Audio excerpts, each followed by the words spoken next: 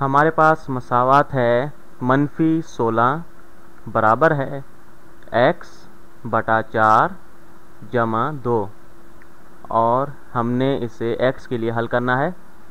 तो हम x को जो है एक जानिब तनहा करेंगे।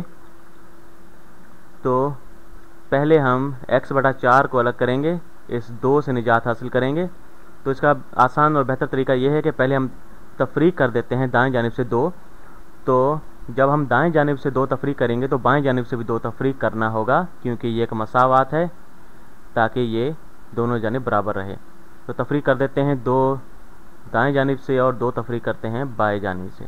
ठीक, बाएं जानिब से 16 -16 और -2 जो है ये -18 हो जाते हैं। ठीक, और ये बराबर होगा x बटा 4 हमारे पास रह जाएगा, और 2 के साथ -2 और -2 जो है ये ख़त्म हो जाएगा आपस में, या यूँ कहें कि 2 में से 2 तफरीक करेंगे तो 0 आ जाएगा, और यहाँ पर 0 लिखना ज़रूरी नहीं है।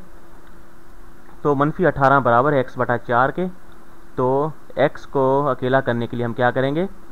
तो अच्छा तरीका यही है कि हम इसे ज़रब दे दें 4 से। ठीक, हम इसे 4 से ज़रब देते हैं, और एक दफ़ा फिर ये एक मसावात है, दाएं जानिब 4 से ज़रब दे रहे हैं तो बाएं जानिब भी 4 से ज़रब देना होगा। ठीक, अब जो है हम 4 से ज़रब देते हैं बाएं जानिब भी। तो 4 ज़रब -18 बराबर है x बटा 4 ज़रब 4। तो दाएं जानिब 4 और 4 आपस में ख़त्म हो जाएंगे, क्योंकि 4 बटा 4 1 के बराबर होता है। 1 ज़रब x आ गया। 4 ज़रब -18, तो 18 को 4 से ज़रब देते हैं, ये यकीनन 72 के बराबर होगा।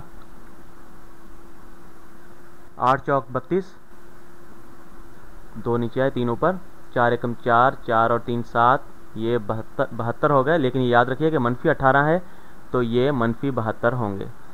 तो -72 जो हैं वो बराबर हैं x के। तो इससे हम जांच सकते हैं, परख सकते हैं कि हमारी मसावात में x की कीमत सही आई है या नहीं। हम अपनी जो असल मसावात है उसमें x की कीमत डालते हैं। -16 बराबर है x की जगह पर हम -72 डाल देते हैं। ठीक, बटा 4 जमा 2।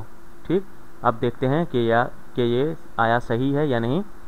तो -72 बटा 4 ये हम जानते हैं कि ये -18 के बराबर है।